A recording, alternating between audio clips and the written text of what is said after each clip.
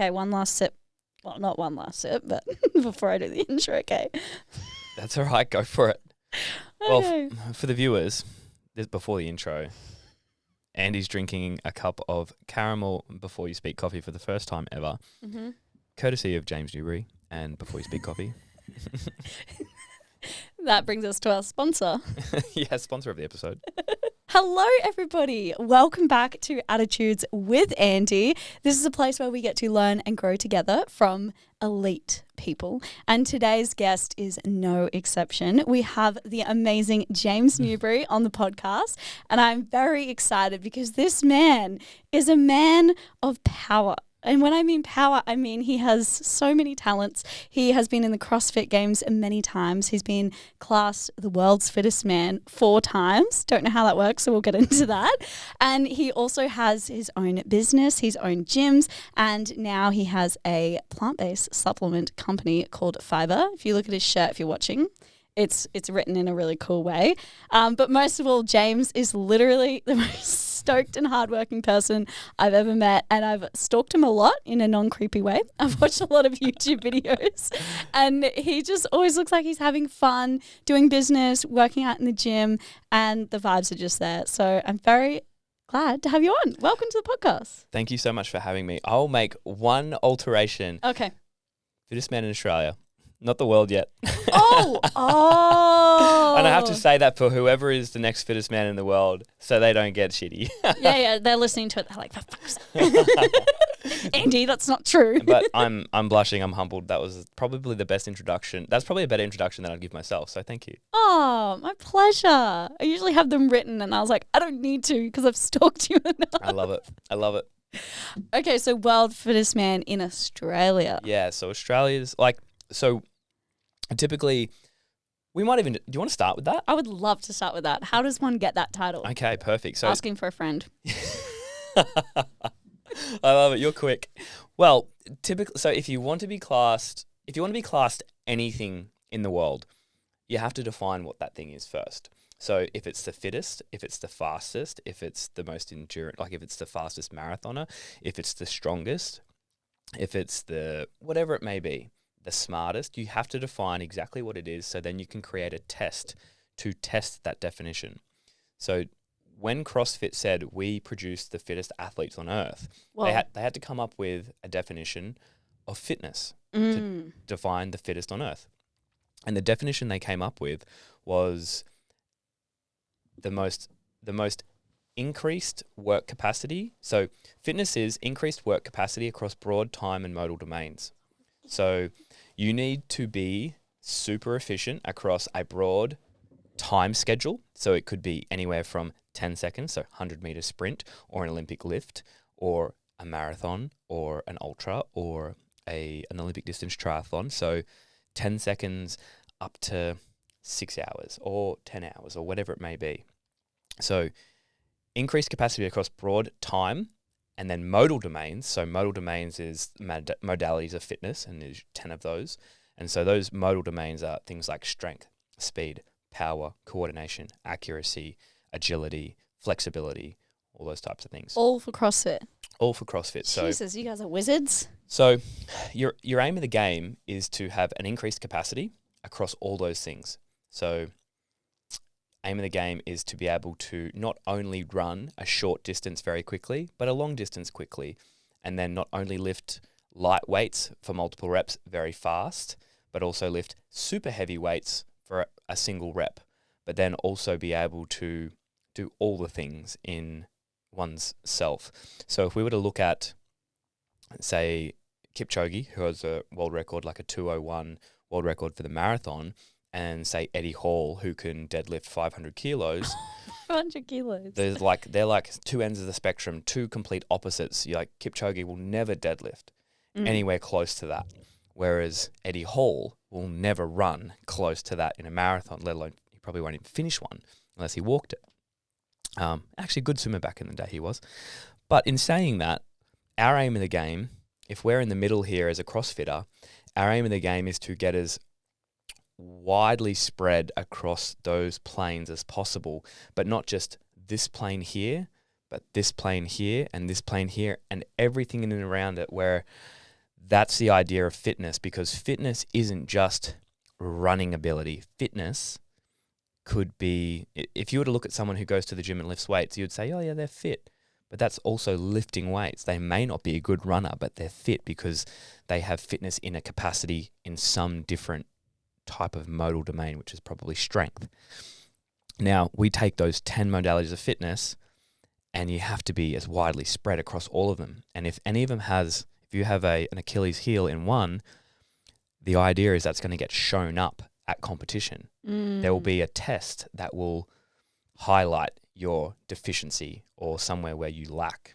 That's the idea of it. So now that we've defined fitness, and that is an increased work capacity across all of these time and modal domains, now we have to come up with a test to do it. And so they come up with these broad tests, which are usually across anywhere from 6 to 10 events. CrossFit Games is usually 12 to 15 events. That's world titles. Is that over a few days? Yeah, it's usually over 4 days. Yeah, okay.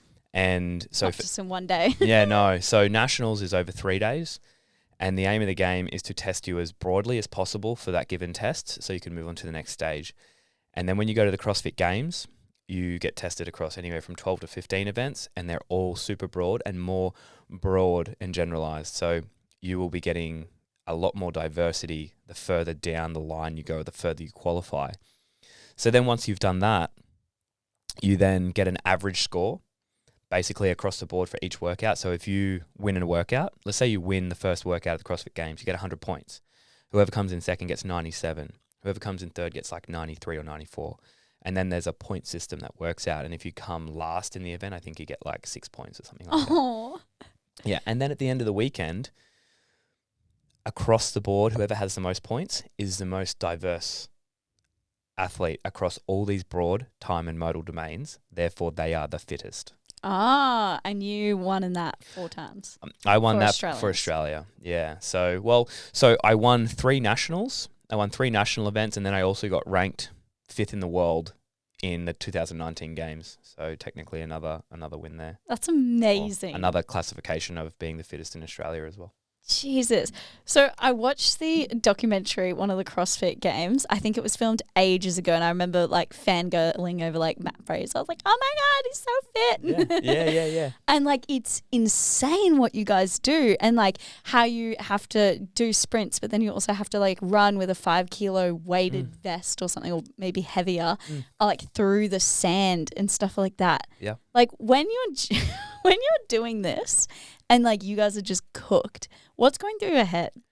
Oh, lots of things. And some of them are just like, sometimes you think, fuck, why am I doing this? I've thought that before. Yeah. Many, many times. But okay, so a really good idea of that is typically when I'm under the pump and I am cooked, I always have to revert back to my primal instincts. And that usually comes down to breath.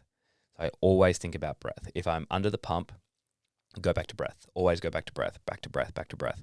How can I get myself from this heightened state of anxiety or stress that I'm putting myself under and compose myself? Because it's always about finding breath and coming back to composure to complete the task at hand. And if you can do that, you become more focused, you become more relaxed, you leak less energy, and you can get the job done better. That's the aim of the game. Get the job done better and more efficient. Most efficient movers typically win if you've got a good standard of fitness. So I always come back to breath. But some of the other times when it's hard to come back to breath, I remember my very first event on my rookie season at the CrossFit Games, 2016. The first event was a 7K trail run, and it was rough.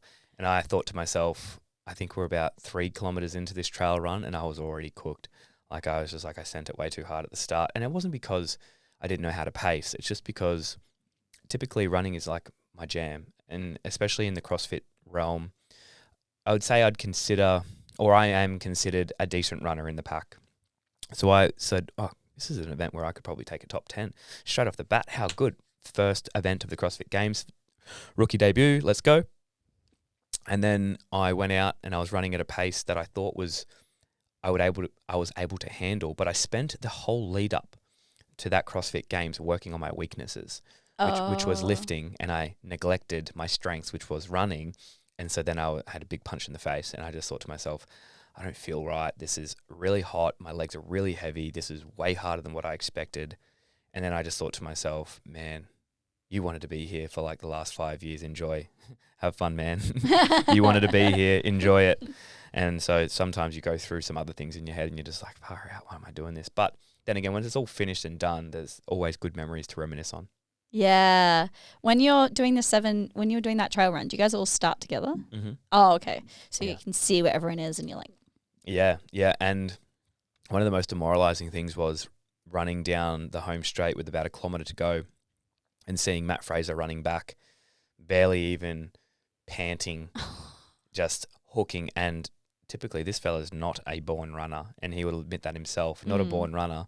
And in that year, 2016, he was by far the best endurance runner there was, and he's built for weight. Like he's a weightlifter. Yeah, built he's for a big boy. yeah, and built for weightlifting too, like short and stocky and thick. And yeah, he just dominated the run. Just must have been working on it hard. Jesus Christ. Yeah. So you're not currently training for the CrossFit? I am training. I'm training a lot less than what I used to. Okay. So I used to do roughly. Yeah, I was about to ask this. Cool. Yeah. Let's hear about your old training schedule for like the games. Yeah. So Intense. for the intense, yeah. So training for the games required typically 12 sessions a week on average. Leading right into the games, we're looking at doing an AM PM session, at least AM PM session 5 days a week, and then maybe a day off and then a single day. So there's 11 sessions there. And sometimes we would do an extra pull session on those double days. So for instance, it might be double day Monday, double day Tuesday with a pull session, double day Wednesday, day off Thursday, double day Friday, double on Saturday. And then one of those days we'd also go to the track too. So some of those days we would end up doing, some of those weeks we'd do 13 sessions. And on Sunday, maybe a single day where we just go for something monostructural, like a hike or a run or a bike ride. And those days were anywhere from 5 hours to 7 hours, maybe 8 hours, and then longer in the gym. Because on Saturdays, we were expected to be in the gym all day long just to get prepared for being stuck in a situation that didn't allow you to leave, just in case it happened. So if we got a day where we're at the games, for instance, 2016, Aromas, where we had to get on a plane at 3 a.m., fly to San Jose, go out to the ranch and sit in this space where you can't escape for 12 hours to compete, you're adapted somewhat. So we're expected to do long days on Saturdays and you just weren't allowed to leave the gym. Wait, what do you, like, as in you don't have to be working out the whole time, but you need to stay in the gym? Yeah. But what do you mean by that? As in, like, people will lose their minds because they're like, I can't leave the gym. Yeah, it was basically, so with the camp that we did it in Nashville. This was leading into 2021, which I didn't qualify for, but I was there doing the training camp anyway because I did a last chance qualifier and I said this is the best spot for me to try and qualify. I didn't end up qualifying, but that training camp would have been the hardest one I've ever done in terms of volume, in terms of intensity, in terms of how long the days were. And on Saturdays, it was just like, we're going to get to the gym at, 7:30 in the morning. We would do our morning session. We would hang around for an hour or two, do an afternoon session.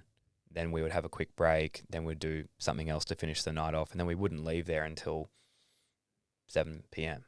So it'd be a long day in the gym. You might duck out to grab a coffee or something like that. But that was Saturday. The other days weren't like that. We could duck home for an hour in between. Wow. So you really, like, it's your, like, full-time job. Oh, yeah. Yeah, and some. Yeah.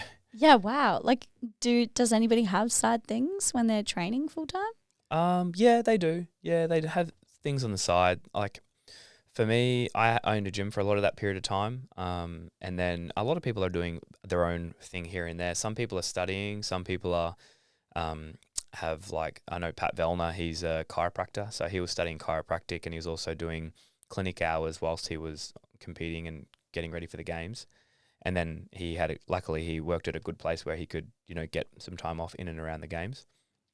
And then a lot of other people they've got kids and still competing and stuff like that and still handling and juggling all that type of stuff, which, yeah, I don't know how they did. Like I found it difficult enough running a gym, and then also having 2 dash hounds to handle and play with. Cute. So, yeah, and it, like, the volume then was very different to the volume now, but leading into that type of volume, that's not sustainable year round. You can only do that for 2 months of the year. You can probably sustain 8 weeks of doing schedules like that. Otherwise, your body will just break down and you just won't get any good rebound.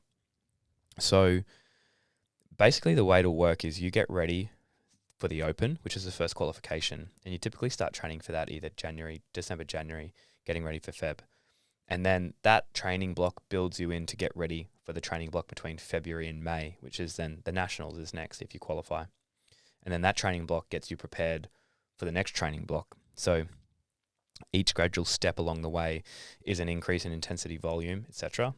So it allows you to be able to handle the next block of training. You couldn't go from scratch to doing games training block. You'll get broken, no doubt. You would break something. Jesus. For sure. There's just too much volume. And then every year builds on the next year's volume and training block. That's what I noticed because I missed a couple of years in there training with Tia and Shane. Tia's fittest woman on earth. And I trained with her in 2018 and handled it pretty well. And it was good. And I felt very fit. And we both had a fantastic nationals and it was almost flawless for the both of us, which was great. But then I missed training with them for 2019. I missed training them with 2020. Then I got back to training them in 2021 just for a year that I thought, you know what, I'll train for the games this year. I've got nothing else going on. Let's go. And the blocks of training that I missed between 2018 and 2021, that 19 and 20 season, I could tell the difference that I had not been building during those years the way that I should. So when I came into the 2021 block, I was like, whoa, you guys have upped the ante a lot. So that was tough. Jeez. Really tough. Nowadays it's different. Yeah. And what was it like training with Tia? She's great. She's just the best. She's awesome. She's just a fun person to train with. She's fun. She finds the fun in the hard stuff, and she also is just so switched on for it. And she also knows when to take the piss. She knows when to have a laugh. She knows when to make you feel good. And if you're feeling like trash, she'll pick you up and be like, come on, man, we can do it. And vice versa, if she's feeling like shit and she's missing some lifts or whatever it may be, you can always jump in and you can always pick them back up. But she's a great training partner, and it's always good because you're not going up against someone who you're directly competing against at your next competition. Yeah. You're just pumped for them. You just want to see them do well. Yeah. So she's an awesome, awesome training partner, and I hope to do some more training with her too after she has a baby. So that'll be cool. Yeah. I saw that. I watch her YouTube videos. Yeah, they're great. Like her training and her eating. I'm like, oh my God. Yeah.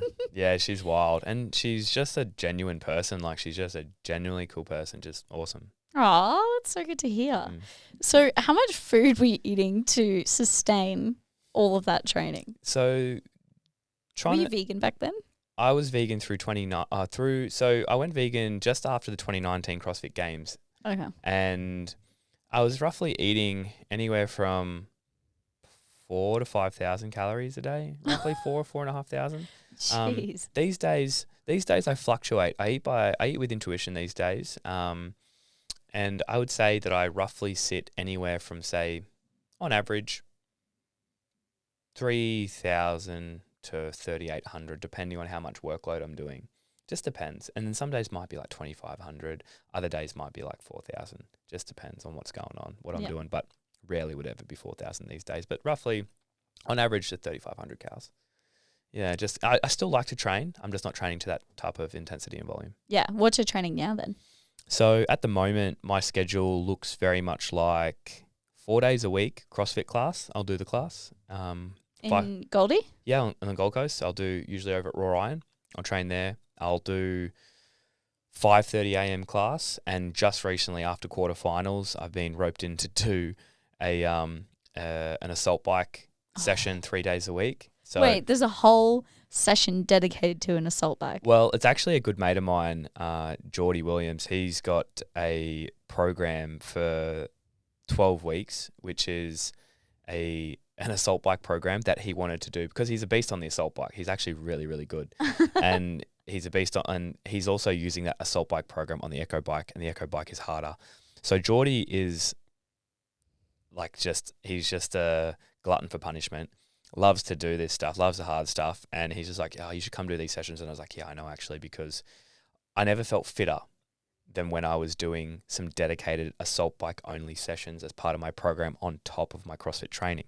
Oh. So I kind of knew that it was a good thing for me to do. And then after qualifying for nationals from the quarters, I thought, you know what, if I'm going to be in the gym anyway at 5:30 to train, because that's a foundational piece of my day. What, 5:30 in the morning? Yep. You train every day? Yeah. Well, Monday, Tuesday, Wednesday, Friday.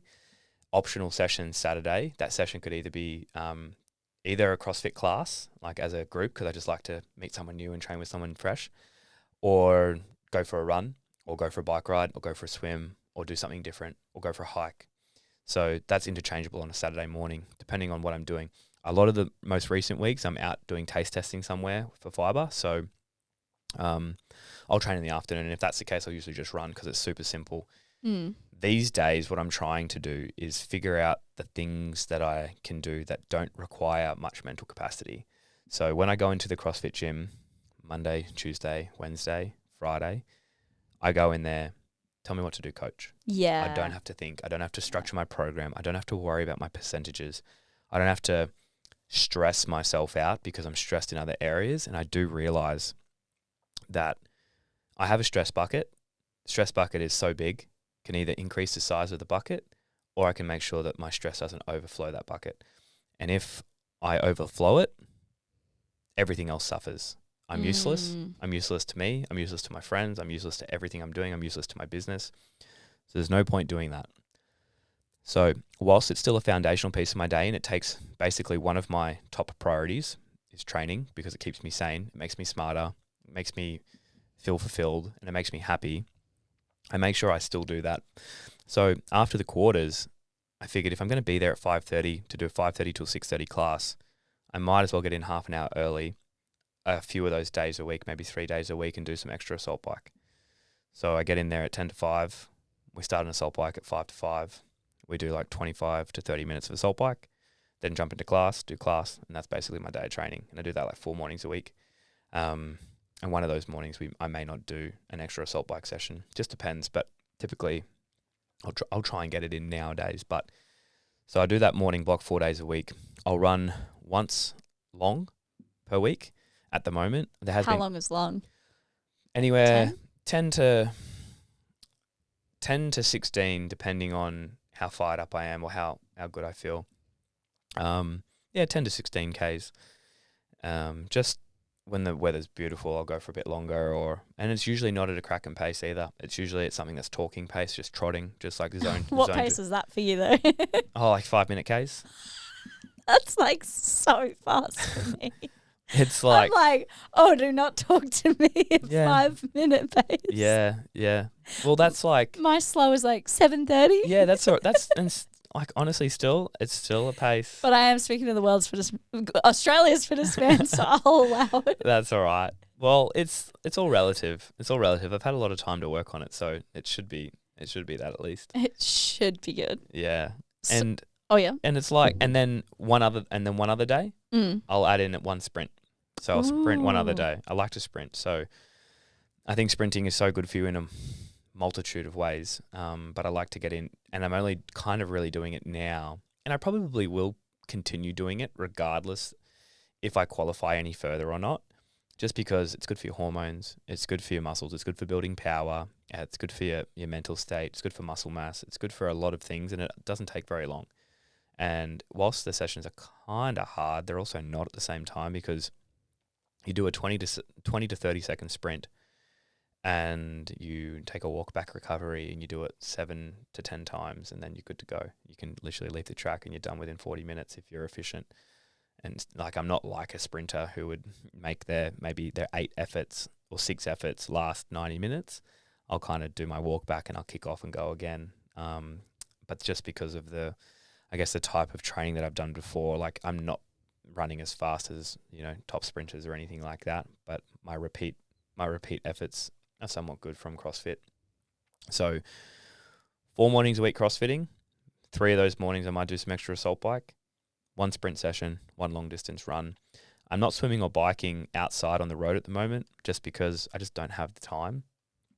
I need to weigh up what is best bang for buck right now. And just with how busy the business is, being a startup like we were talking about before, and what I have coming up, and most of these competitions that are coming up, especially Taurine, which is nationals, I also have a fiber stand there too, and I need to make sure these things are organised. And we're in the process of creating more products. Things are coming to life, and we're in a crucial growth phase right now, which requires a lot of time and effort. And I'm looking at it and thinking at it now. I'm like, oh my God, there's so much to do. Yeah. But You're like, I've actually got to leave, Andy, because I need to go do stuff. But it's fine. Like, the thing is, at the end of the day, everything can be rearranged, and everything can be fixed, and everything can be redone. If you have to do it, it's just a thing at the end of the day that you just work around. And if your deadlines don't exactly line up where you had first envisioned them to be, that is fine. Like, I thought to myself, I'll come back after my first year at regionals, and I'll go to the CrossFit Games in 2013. My first regionals was 2012, and it was my first exposure to nationals, and I came ninth. And I thought, holy shit! Like, my first year completely, 2011, which is actually the first year they introduced the Open, which was a world ranking. I placed 199 in Australia out of about 500 blokes, 400 guys or something like that. So, and now you've been number one. Yeah. Wow, what a jump! Yeah, and the pool is bigger now too. So it's an interesting one.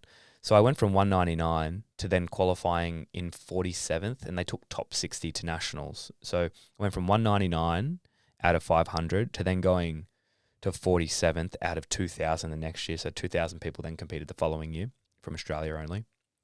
And then at nationals, I went from 47th to 9th. And I thought to myself, if the way my training is going, I can make these great jumps so quickly. Next year, I'm going to go to the games for sure. And that was the timeline. And so now I'm looking at timelines for the business and thinking, these labels have to be done now. These things have to be done now, because I want them for this time, and I want them for this event, and I want them for this launch, and I want them for this expo. And my timeline to go to the CrossFit Games was 2013. Didn't end up making it until 2016. And I thought my career, if I didn't qualify in 2016, I may not have done another year. And then really that was just the start of my career, really. Yeah. So timelines aren't always a fairy tale. Most of the time they're not. But if you can process it, learn from it, and then stay motivated and focused on the job will work at the end of the day. It's just maybe not the way that you told the story in your head. Yeah. Yeah, that's such a good point. We totally put the timelines.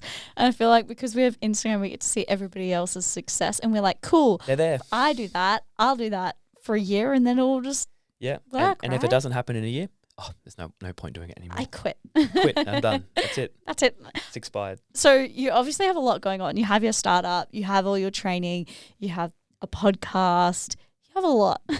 And you were speaking about the stress buckets. I'm really interested by that, because I love that you were like, I am useless to everyone if I am stressed, which I completely agree. I had a moment last week where I was so stressed that like my vision was going blurry. Yep. And I was like, I'm useless to everyone, including myself right now. This is not helpful. So how do you manage your stress apart from exercise? So there are a couple of things that I have to keep in check. So when people say, well, what's your biggest priority in life right now? And like biggest priority, it used to be, I would always say training, CrossFit Games. That's it. My biggest priority is CrossFit Games training. And now it's just like, okay, my number one priority is fiber. I want to see fiber turn into this big, beautiful beast. His brand, not. Yeah. I like insoluble fiber. That's my. I live and breathe insoluble That's my fiber. go-to.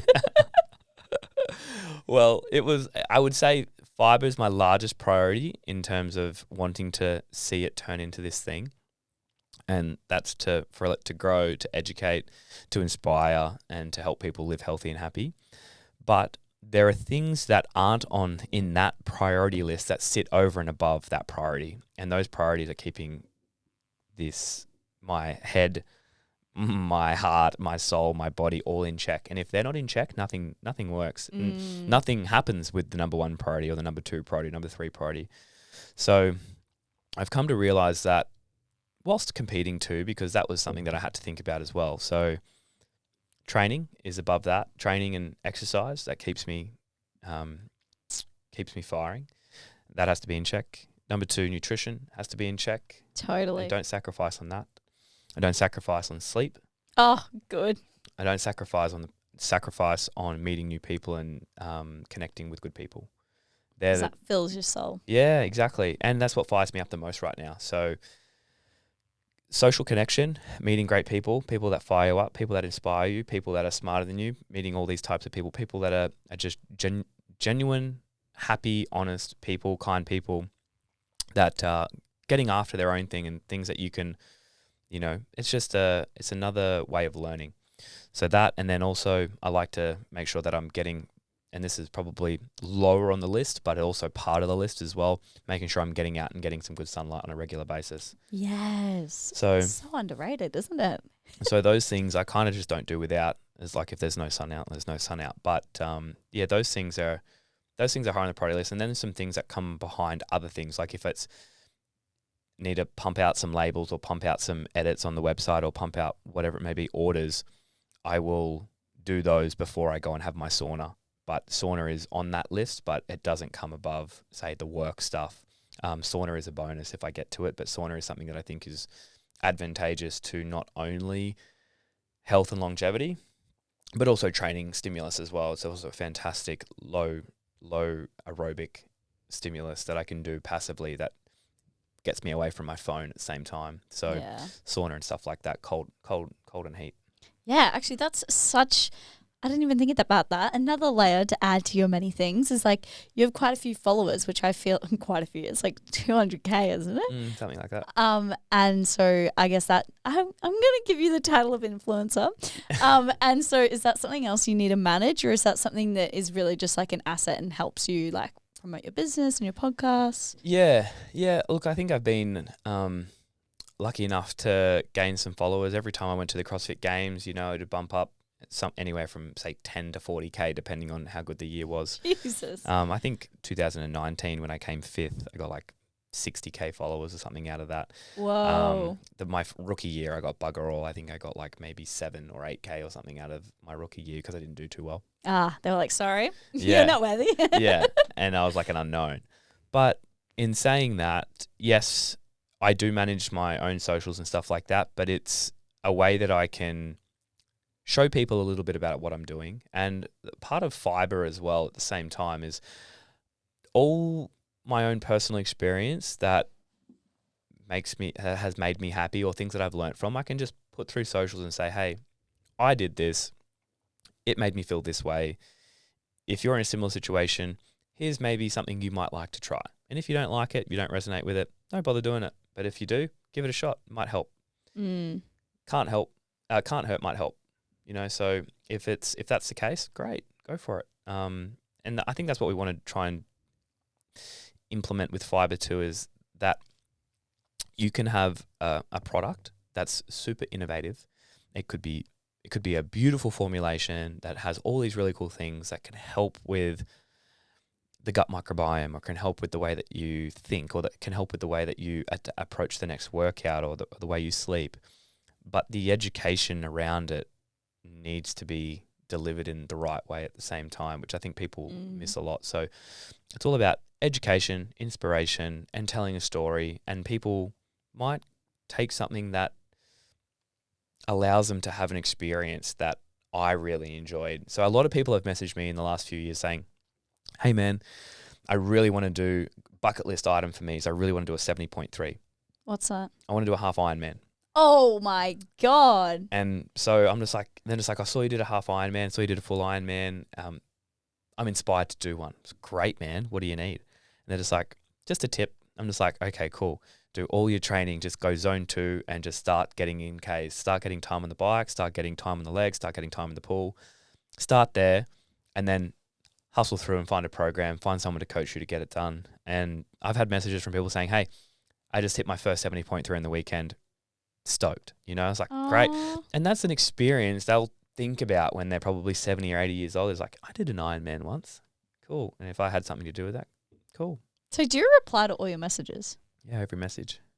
Oh my goodness. Yeah. And I did a podcast with Savan the other day, and it went for 3 hours and 15 minutes, and it was the longest podcast I've ever done. And I said on there, I get back to all my DMs, just in like if someone's asking a question and I have the ability to do it, I'll do it.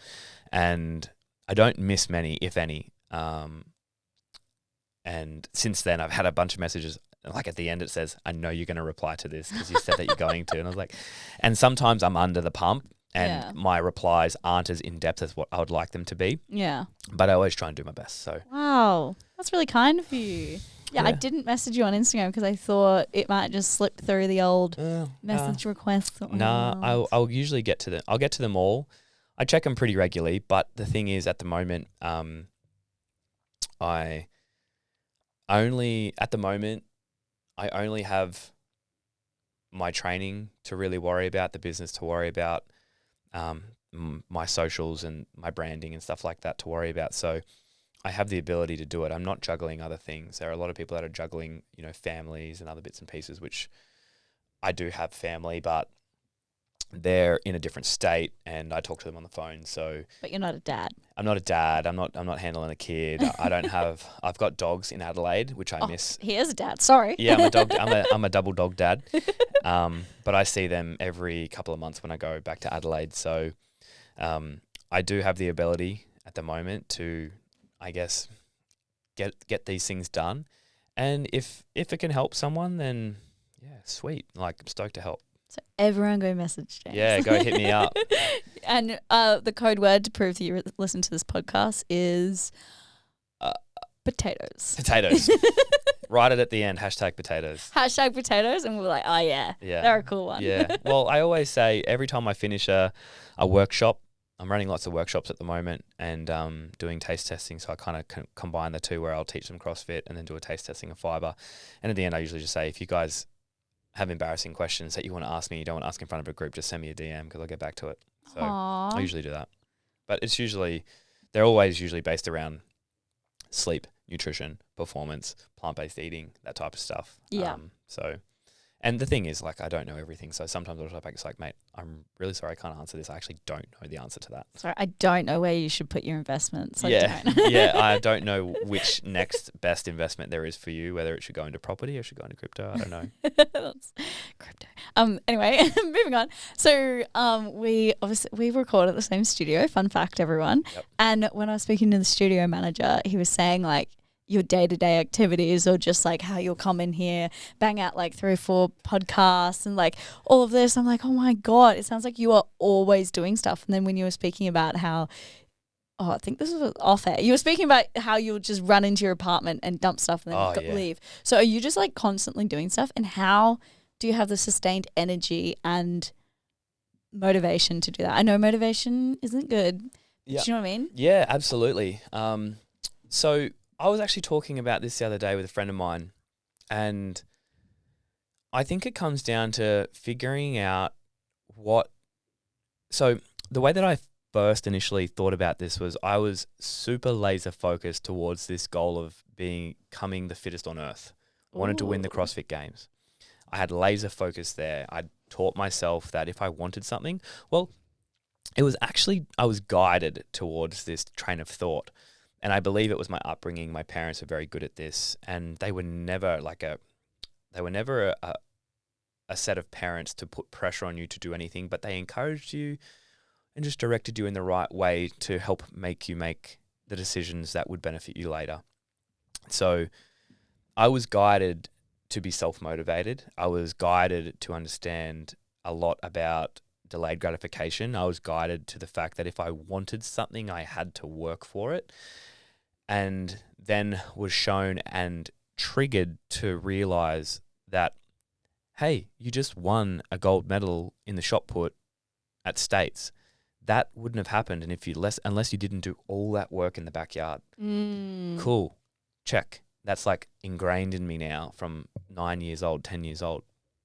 And then, so from there, I kind of put that laser focus into other areas, rugby league for a while, CrossFit for a while, and now I'm putting it into business. And every day I wake up, I'm just stoked to be doing what I'm doing. That is, I don't think it's like an energy thing. I feel like a lot of people they might say, I'm so tired, I'm lacking of energy. It might not be an energy thing. It might be I'm not just really fired up about what I'm doing. I'm not fired up about what I'm doing on a day-to-day basis. I don't feel like I have purpose. I don't get fulfillment out of what I'm doing. If you were to get true fulfillment and true passion into what you are doing, you would muster the energy.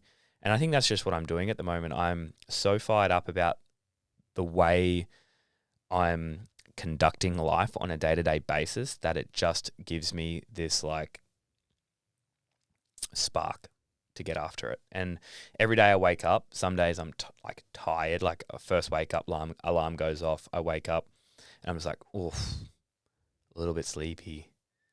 Because it's 4:30 in the morning. Yeah, it's 4:27. Oh, no, that's a sin. Yeah, it's 4:27. You actually set the alarm for 4:27. Yeah, I do. No, why not 4:30? Because if I or do 4:28. If I do 4:27, I've done 4:28 before. It didn't work.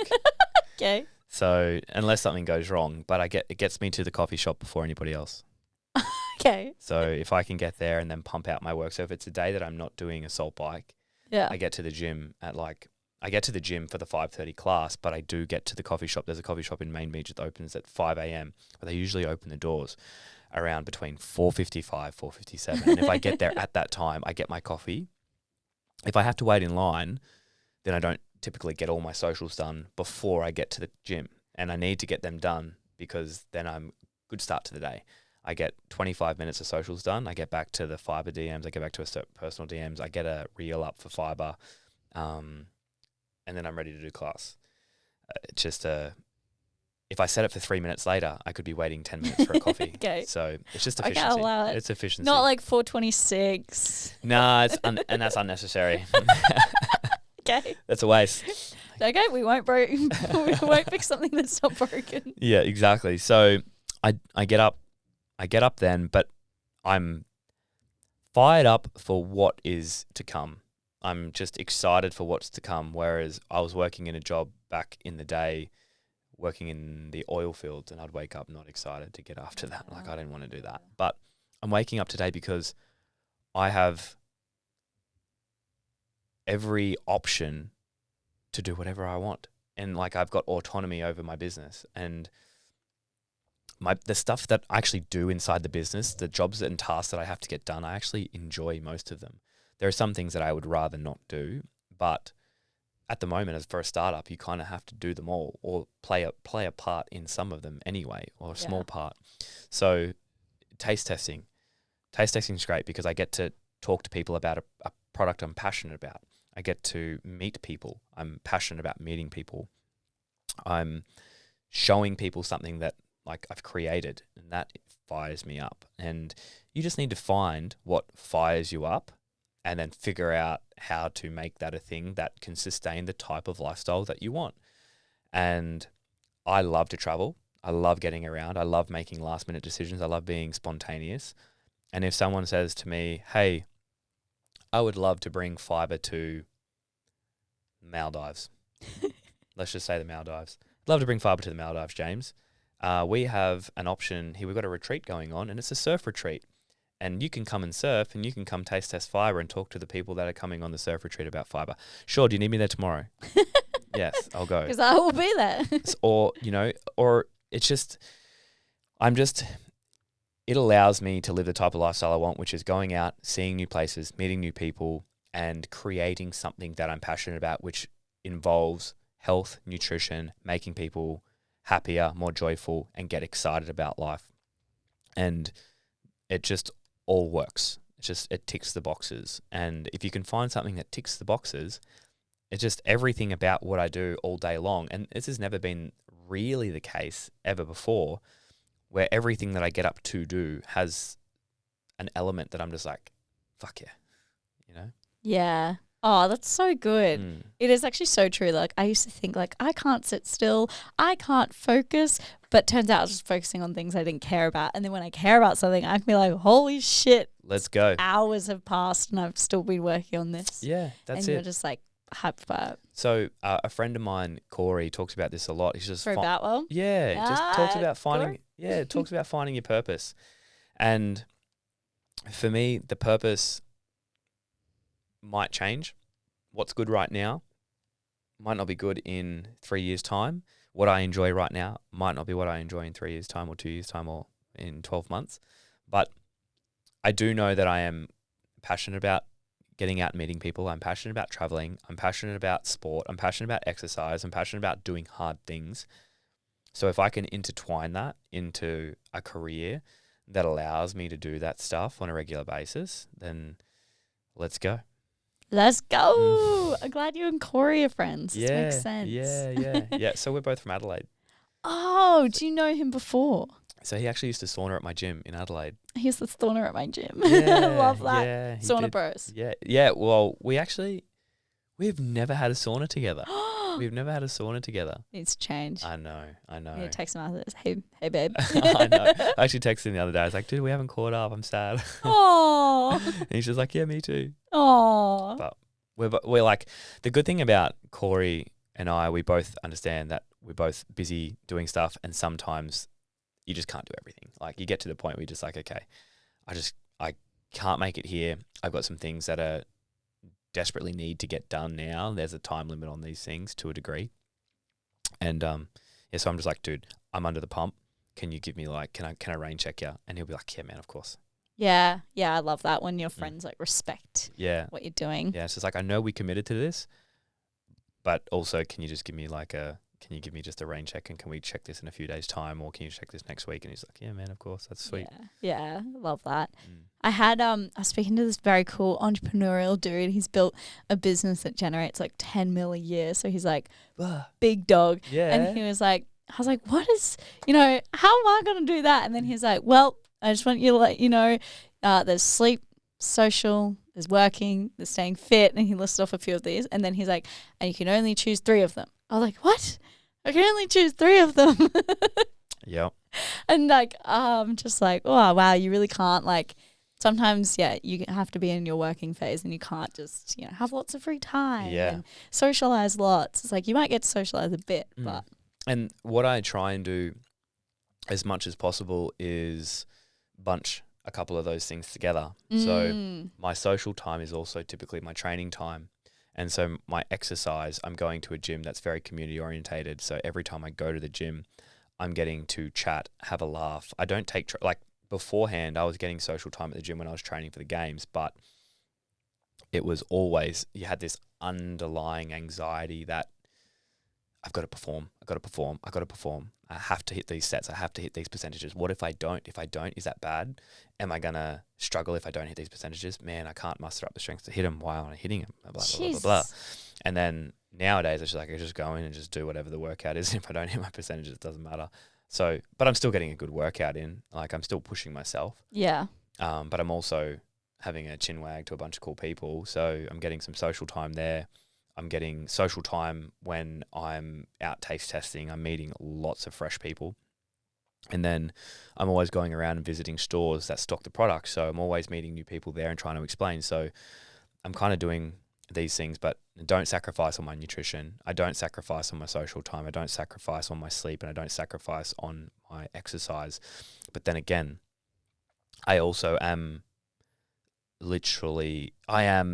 I want to stop saying the word literally. That's one thing. Literally? I just want to stop. So I heard it the other day. It's like, if you use that word, your vocabulary needs work. And I'm just like, okay, cool. So noted. So I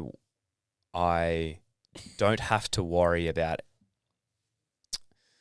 anything other than those things. So that's sole focus. Again, I don't have kids. I don't have these other things that would require time. And it's not to say that I wouldn't want to do those things, but for right now, that's not in my life or a part of my daily practice. So I might be able to do, instead of doing 3, I might be able to do 4 or 5, but I'll have to reassess soon. Yeah. But we don't lose sleep or nutrition. Yeah, no, they have to be. If you want to be working optimally, you want to be getting after your goals and getting after that purpose-driven factor, and that spark, that energy spark that you get, or that fire, is that is ignited and really pushed hard when you can nail those things. If you're waking up not feeling that type of fire, or there's might be a bit of imbalance somewhere, or you might be lacking in something, and typically it's one of those things: hydration, nutrition, sleep. Yeah, mine's sleep. Yeah, when my vision was going blurry last week, I was literally like, but I'm working on something I'm passionate about. And I'm like, yeah, but you're not treating yourself very well. So of course you're not going to have that energy. 100%. So now we're sleeping more. That's perfect. We Like it. love to hear it. And you're just more efficient when you do work as well. You're more switched on. You probably get, it might be 15% more efficient in your work time. Definitely. So I have 2 more kind of topics I want to touch on.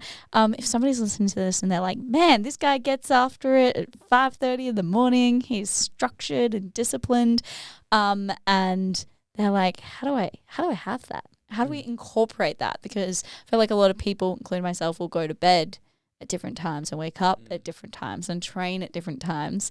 So how would you go about incorporating more structure into your training? So into a daily practice, if you wanted to incorporate more structure, I think it'd be highlighting some key foundational points that keep you level, whether it is those things that I just mentioned, whether it's, fitness, like what's your fitness, where are you getting fit in the day, where are you testing this, where are you doing hard things, like figure out in the day, and I'm not talking like mental, well, it'll be a little bit of mental, but give me some physical hard things that you want to accomplish during the day.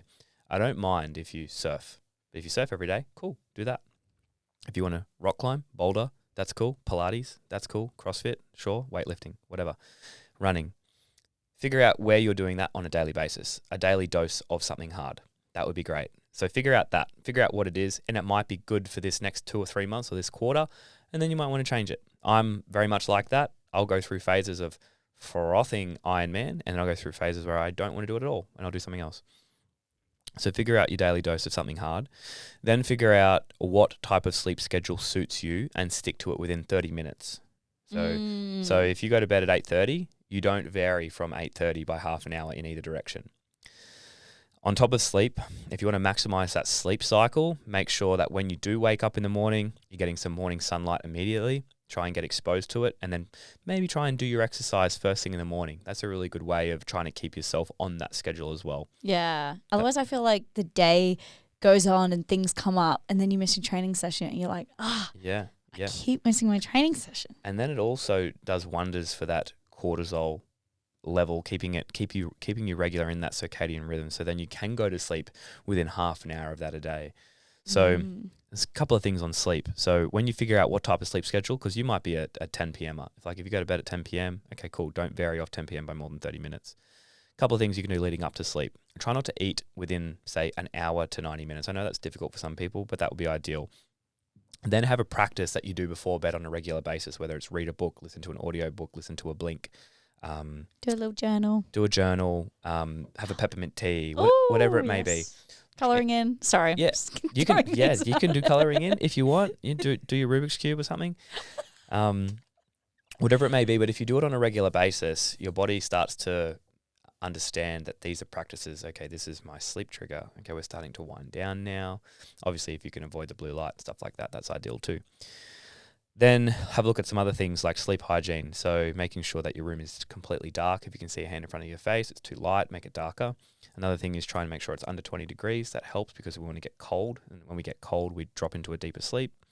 Other thing is sound. Try and make it completely silent. If it can't be silent, you live on a highway. Try and find some headphones or some earplugs or something that aren't uncomfortable to try and decrease that noise.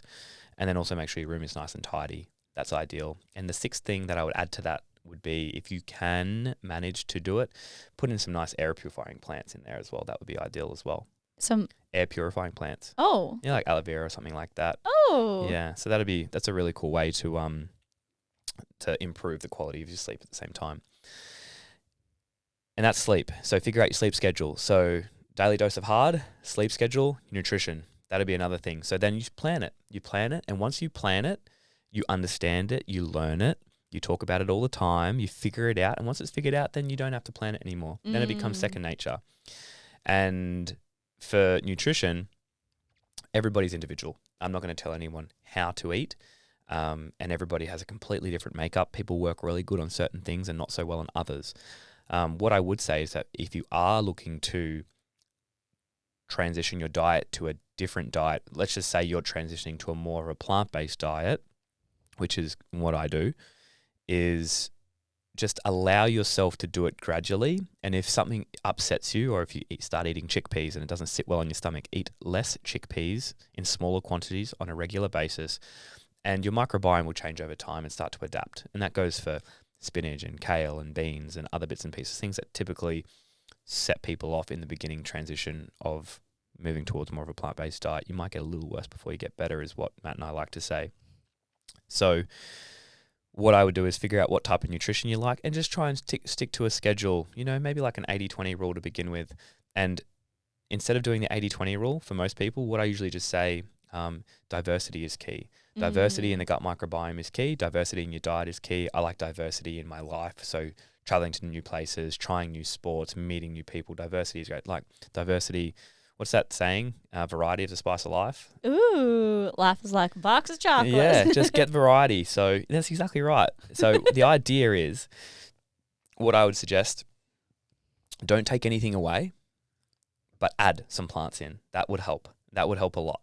So try and aim for 20 different varieties of plants per week, and then then go to 25. And then when you've got 25, hit 30, and then hit 35. And if you can get to 40, bonus. But if you're between 30 and 40, that's great. And then once you've got that diversity in there, you might find that you might be eating one of those plants once per week, and you might be eating another one. Maybe have rice 10 times per week. That's cool. Oh, I have rice like every day. Yeah. So good. So that's one of your daily plants that you're going to have, but then you might have parsley once a week, but it still counts towards your weekly goal of, say, 40 plants.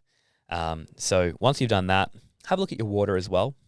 Just try and get some quality water. Quality water is good. Spring water is good. Getting it right from the source is better, but it's not always an option. So now that you've got your daily dose of something hard where you're getting your heart rate up and getting a little bit uncomfortable, you've got your sleep on point, you're figuring out what type of sleep schedule you would like to have, you've got your nutrition in check, you're figuring out what those things are. Now you've planned these 3 foundational key areas that are going to keep you in check. Those are the things that will get you to the point where you're able to give the most to whatever passion you have, whether that's passion towards your family and your kids, passion towards your career and your goals. And if you're doing a career that you're not super satisfied or super fulfilled by, it'll give you the energy and the boost that you might need to run a side hustle at the same time and to work into something that you are super passionate about. That's what I would suggest. That's awesome. I like how you made it very like step by step and gradual, because we all like to go from 0 to 100, but can we sustain just 100? Yeet on into the next thing. Yeah, yeet on. I've not used the word yeet in a long time. Oh, well, you will be soon. I've got a new product. I've got a new product coming out called Yeet. No. Yeah. Is it like a pre-workout? Yeah. Yeah, it's super funky. It's called Yeet. Yeet. Have you had your Yeet this morning? It's called Yeet Perfect. Yeet Perfect. Yeah. Kind of remember that Dude Perfect? Where things just like, you just like nail these things. Like they're just like perfect. It's Yeet Perfect. It's just like Yeet Perfect. Jump on in and do it perfectly. Oh, okay. We're going to do it perfectly.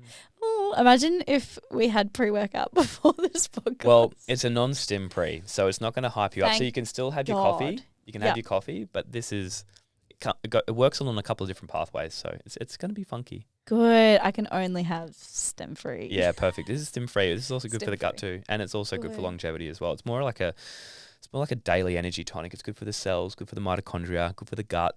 It's got some really funky ingredients in there that you typically wouldn't see so much in a pre, but it's a little bit unique and innovative, a bit disruptive, really. Ooh, disruptive. Yeah, well, the name is. Yeah. You had me at the name, but Yeah. after hearing that, I'm like, I'm sold already. Okay, so last thing I would love to touch on is you said you had a gym and now you have your startup. What would be your key lessons you have learned from these 2 businesses? Alrighty. So the key things to be successful, or to get them going, or things that I've learned that I had to work on. Yeah. Okay. Number 1. I just said yeah. I wasn't. Okay. I'm trying to have a think here. Okay. Some key things that I think for the businesses that I've learnt is that the importance of communication. Communication is key. So if you want to be successful in anything and you want things to run well, you need to learn how to communicate, and that is being able to connect with someone on whatever level it may be. So being a good communicator is going to help you in every situation, and I've had to learn how to communicate better, and I'm not the best at it, but I try to get better. But in any aspect of anything you do, you're interacting with people. So communicating with your partner better, communicating with your business partner better, communicating with your retailers better, communicating with your members better, your clients better. These things go such a long way. So learning how to talk and articulate things in particular ways that help you get the result that is required. So communication is key, and that'll help you for so much other stuff. That'll just make your life a little bit less. It'll make it more frictionless, should I say? Make it easier. Yeah, it does. So communication, learn how to communicate. Read some books on communication. I would recommend that, or listen to some Blinks. I'm frothing the Blinks lately. Like, I love Blinks. Is Blinks the one where they take like the summary of the book? Yeah, for 18 minutes. That's amazing. Yeah, so listen to a Blink, and then if the Blink really catches you, then maybe listen to the whole book. But otherwise, listen to the Blinks. They're kind of cool. You might miss some stuff, so go back and listen to the whole book if you really like it. So communication, like the gym taught me how to communicate better. It also matured me really quick because I started my gym when I was 21. Wow. And I had to learn a lot of things. And if you're looking to do a business, okay, this is actually a good thing. I spoke to a kid, he was 19, a couple of days ago at Market Organics Newmarket. He was working there, and I was running a taste testing, and he was pretty jacked, this kid. Like, he was athletic, very athletic. He was lean. I could see some veins running down his arms. And I was just like, what kind of training do you do? And he was like, I'm a barista. And I was just like, no, like, what kind of like fitness training do you do? He's like, oh, I'm a rock climber. And I was like, barista. Yeah. He goes, just baristing. And I was just like, no, training. He's like, I'm just like, I can tell, I can see by your arms that you train. And he's just like, oh, thanks, man, thanks. And he's just like, he goes, so how long have you been doing this business for? And I was like, like about a year in. We've been on the market now for nearly 5 months or 5 months thereabouts. And he goes, cool. Can I pick your brain about something? And he was just like, I really like bouldering. I would love to do a rock climb. He goes, I'm studying business at the moment. And he goes, I'll be finished when I'm 21. I was like, cool. And he goes, but a lot of the stuff they're teaching me, a lot of the marketing stuff they're teaching me, I don't resonate with. I don't really like it. He goes, it's very pushy. And I was like, yeah, look, there's more than one way to do things. So you might have a way that might be better. So take from it what you will, whatever you resonate with, take it with you. And if some other stuff doesn't, test some things out. It's all guesswork, trial and error. And then he was asking like, what kind of things did you do? And I said, look, man, every time I got to a roadblock in the business, just don't be afraid to get on the phone and communicate with someone. Learn to communicate to get the answer you need to move to the next task. And that was always something I did with my sport. I did with my businesses was, what's a security deposit? I had no idea. And he's just like, you got to put down this money as a security. I was like, what? How much is it? And they're just like, it's 3 months worth. I was like, I don't have $12,000 to put down. And this is when I was like 21. So I was like, okay, cool. Okay, figure that out. Go do that. Figure it out. Okay, what's next? Well, you need to make sure that, you have a DA done. I was like, what's a DA? And then ask him, what's a DA? Find out what a DA is. Who can help me do a DA? So do a development application, get it done, figure out what it is. Part of that might be you have to change a few things. Okay, do that. So every time you get to something, there's a new task to get done, and you learn along the way. So then the next time you come back, it's all about experience. And then you know that, okay, when I do this again in a different capacity, there's likely going to be a set of things that I have to do. And this is what I was talking about before with, I want to go out and experience as much as I possibly can, gather as much experience in hard things, business, relationships, meeting people, traveling, because they all amount to making my next decision better.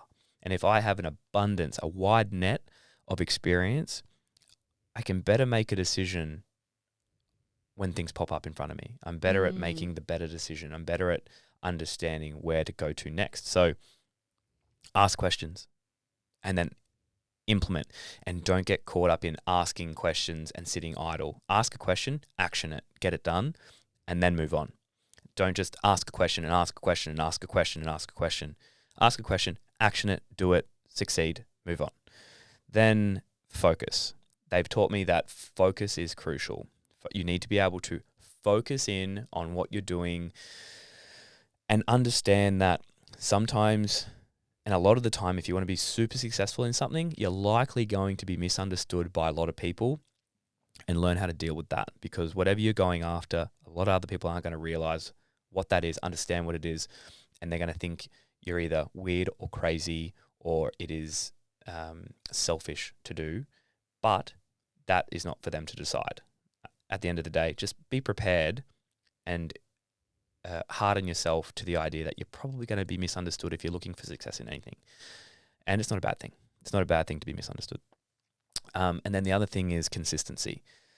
So everything that I've done, whether it's sport or the businesses, consistency is key, doing something on a regular basis. And this goes so much towards hormesis and adapting to your environment, and that little adaptation or that little heat stress that you put yourself under, or cold stress, or assault bike stress, or running stress, or lifting stress on a daily, regular basis builds you to be stronger. The daily consistencies in the businesses build yourself to a better business, a bigger business, and I shouldn't say bigger, a more robust business to get it to the point that you're looking for. So focus, communication, consistency. They would be the things that I would focus on. And if you can do those things really well, and then over and above that, overarching that, you have your daily foundations that allow you to do those things well, you'll be probably like killing it. You may be doing those 8 figures like you talked about before, most likely. Damn. Okay. Do you ever have moments where you're like, I don't want to do this. Why am I doing this? Fuck this. Yeah. Yeah. Not so much at the moment, but I have before. There's been some times I was like, oh, fuck, why am I doing this? Like, this sucks. But usually that type of attitude, or that type of, it's not an attitude, that type of emotion, I'm learning more and more recently that it's not a reflection of what is going on. It's a reflection of the situation I've put myself in. And typically when I think like that, one of my foundations is a little bit off, or I've worked myself to the point where I've overcommitted slightly, ever so slightly. When you start to get intuitive to the things, the way that you react, if you're very reactive to a lot of things during the day, it's like, what have I sacrificed out of my foundational points to overload my bucket to make me feel the way I feel about this type of situation? I could get an email and the email say, James, what the fuck are you doing? You've just sent me this thing and it hasn't even been proofread. What are you doing? And this happened recently.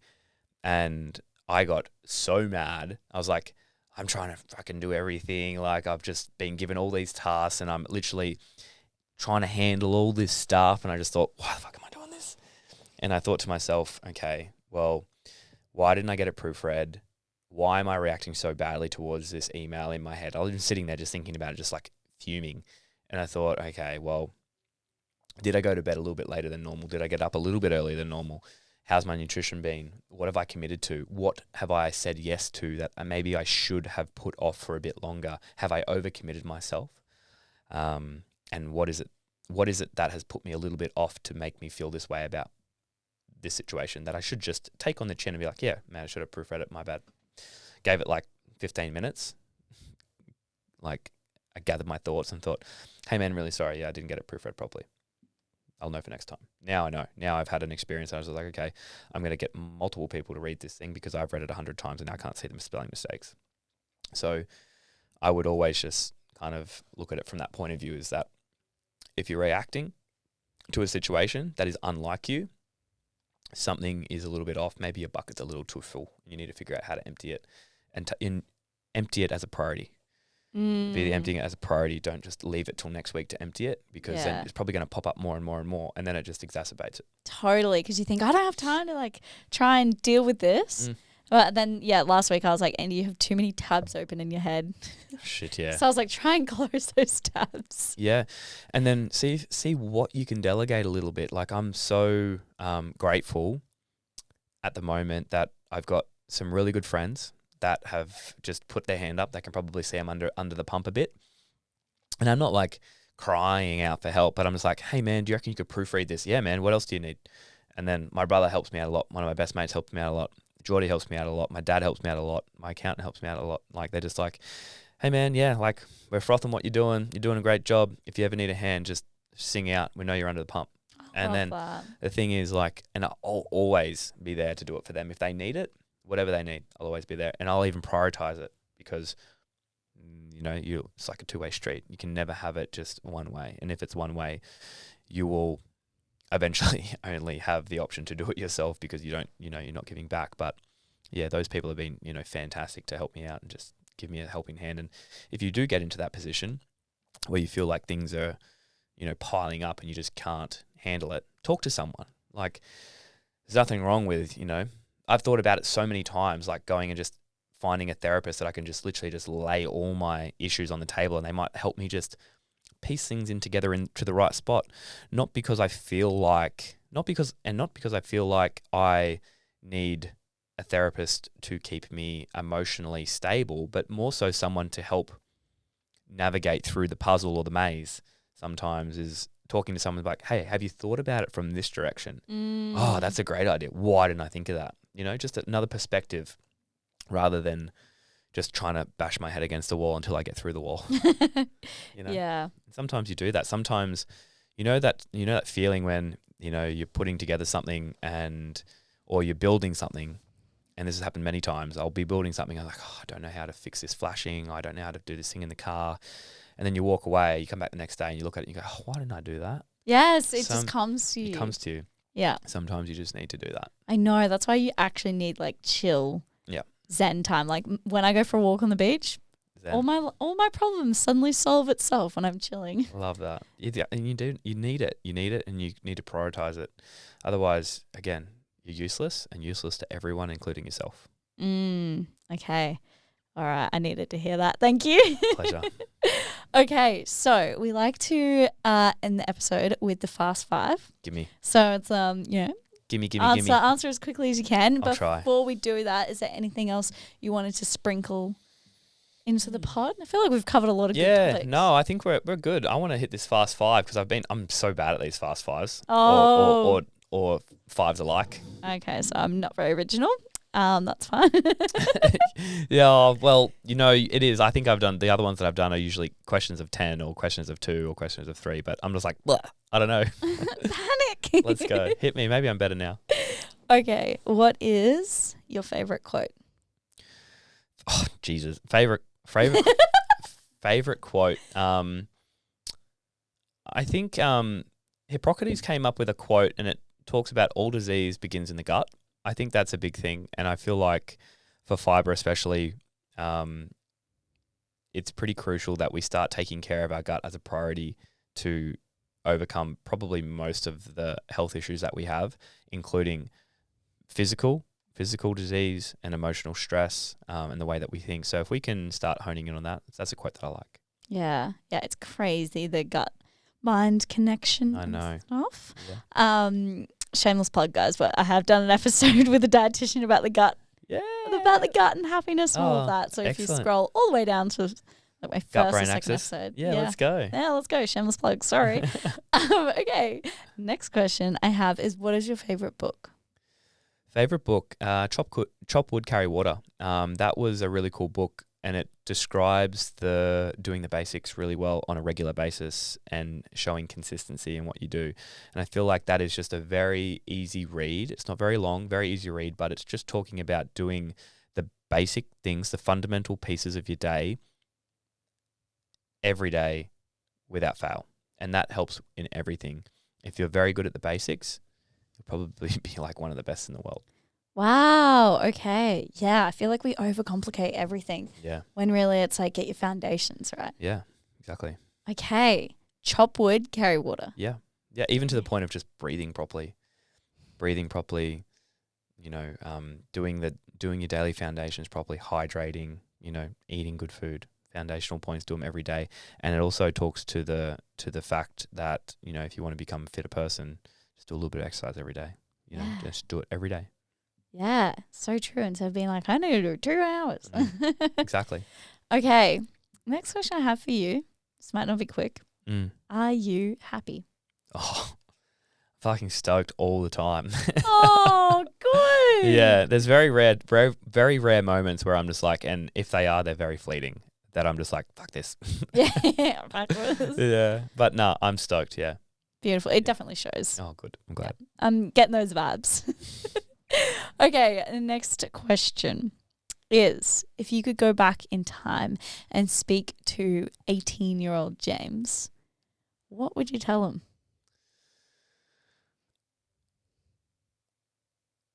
I would probably have to say, I'd probably have to say,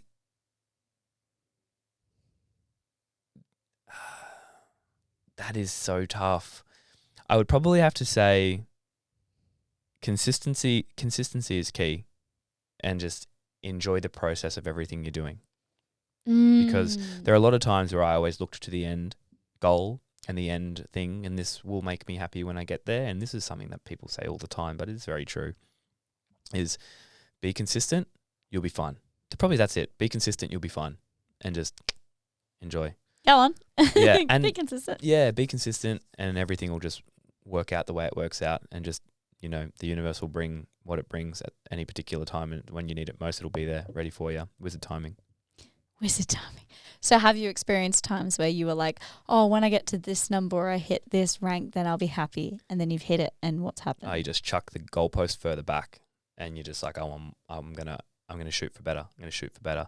So, and I have been fairly aware. I've been lucky enough to be exposed to people that have said this, and I'm just like, okay, when people tell me things nowadays, and even from a young age, I try to take it on board, because I understood that they had probably gone through things that I could learn from. Then I don't have to make those mistakes or go through years and years of learning these things myself, and I will make my own mistakes along the way. But when someone says, hey man, just remember, just embrace the process, embrace the journey, and sit back sometimes when you're in a position where that you've been fighting to get to, enjoy it. And then after you've enjoyed it and you've just sitting there and you're happy, you got a smile on your face, then push the goalpost further back and shoot for that next one. So I'd just probably just say, to myself, be consistent, you'll be fine. Okay. And the last question I have for you is, if you could embed a mindset or a habit into the listeners' ears to be their best, healthiest, happiest selves, what would it be? It would be, I'd just say, figure out what you're passionate about, and then figure out a way to incorporate that into a daily practice or a daily career or a daily job or a daily task. Figure out what you're passionate about, what makes you happy, what makes you excited. Because at the end of the day, if we can do what we're passionate about on a daily basis, then we're constantly living for joy, we're constantly living for smiles, we're constantly living to be happy, we're constantly living to be excited. And I don't see any more point to what we're doing other than gathering experience, creating memories, and living for excitement. Because that's what if I wasn't living for excitement, what's going on here? Like, if I'm not excited, like, that is like one of the best feelings, like to be excited about something, to be constantly excited about what's happening, what's on the go, what's cranking. That's what What's cranking? that's it. That's like kind of what it all is about. And during that whole process, it's like, man, what other types of experiences can I bank? What other types of experiences can I gather? And whether they're hard physical tasks or whether they're hard business goals or relationship goals or things that I want to expose myself to, that's what makes me excited. And then if I can figure out that I'm passionate about that, and then if I'm also passionate about something else as well, which is helping people with their health, their fitness, their performance, their longevity, if I can combine the two together, then I'm like, that's awesome. So figure out what you're passionate about, and it might be a multitude of things, and combine them together and see how you can work that into some type of daily hobby, business, routine, practice. That'll be like, find your purpose, find your passion, figure out what it is, and then it might change, and that's okay. Yeah, that's refreshing to hear, because I think a lot of people like, I've got to grind and I'm not going to enjoy any of it and it's going to be hard. Might change what you're passionate about right now might not be the same in 12 months' time. It's like, okay, well, now I'm this, fitnessy person. It's like, it's not always going to be like, I'd rather not be known for just that. Like, I would prefer to figure out what I'm passionate about for right now, and that passion might change. I might find something. I might get an experience somewhere at some time and be like, whoa, that is cool. Let's go. And just want to do that and figure out a way to make that a thing. That's so good that you realize that. I think a lot of people chain their identities to something they used to be passionate about, and then when it changes, they're like, Yeah. oh no. Or it's like they get so deep that they can't let it go, that sunk cost fallacy sort of scenario where you're just like, oh man, I've been punching at this for like 8 years, can't let it go. Maybe you should let it go if you don't really like it. Yeah, but it'll just make the next thing that you do even better because you have experience in some capacity. Exactly. And it's never, there's always a silver lining somewhere. Exactly. We love that. Well, thank you so much for coming on. I really appreciate it because I know you're a busy man. No, my pleasure. And you're a vibe. Like, this is the first time we're meeting, and I was like, yeah, you're cool. Thanks. I appreciate it. You are too. Thanks. If people want to follow you, where can they find you? So, very basic. They can just follow me at James Newbury, and then they can follow Fiber at Fiber Performance. Amazing. And I'll put them in the show notes as well if you don't know how to spell fiber. They're a cool way. And if you guys did enjoy this, feel free to screenshot it and put it on your stories and tag us. You can tag the podcast, Attitudes with Andy, or you can tag me, Andy.Bentley_. And tag potatoes. and say #potatoes so we know you listened to it.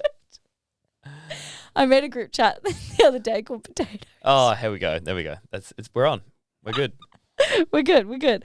And I think that's everything. You can leave a review, you can subscribe, you can do all the things. Do all the things. Put the alerts on. Yeah, put the alerts on. Is that a thing? Yeah, you can on YouTube if you're watching on there. Love it. Okay, anyway, too much shameless plugging. I'll see you guys next week for another episode. Bye. Bye.